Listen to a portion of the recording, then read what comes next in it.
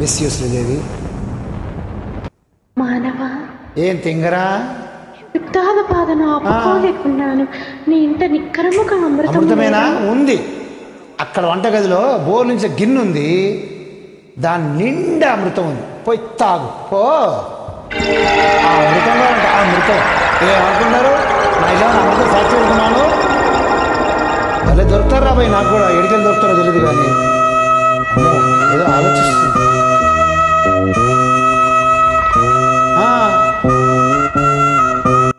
ఈ మానవునితో అచ్చిక పుచ్చికలాడుకుని మచ్చిక చేసుకుని అంగురీకము సంగ్రహించదను. అబ్బా ఇక్కడ చిరునమ్మా చూసుకుందా. ఏ చి నువ్వేంటి నా పక్కన చేరావు? లే దూరంగా పడుకో. మానవా, నేను నీ పక్కన ఈ విధముగా శయనించి ఈ విధముగా నిన్ను ఆనుకుని ఈ విధముగా నీ వామహస్తమును నా దక్షిణ హస్తమును అందుకుని ఈ విధముగా నీ హస్తమును నురుముచు.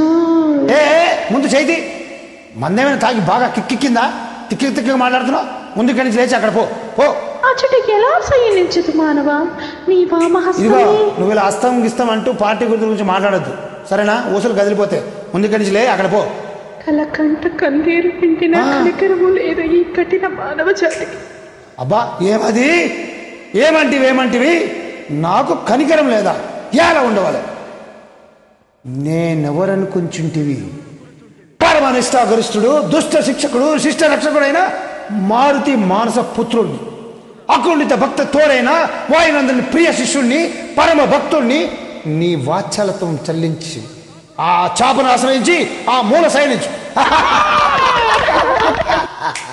చూడు బుచ్చి, మనం కూడా చిన్నప్పుడు చాలా పౌరాణిక నాటకాలు ఆడాం.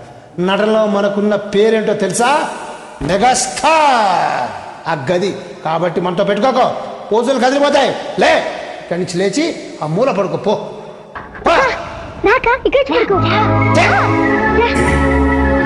అసలే చివరిగా నిద్రలో పాటు చేసింది.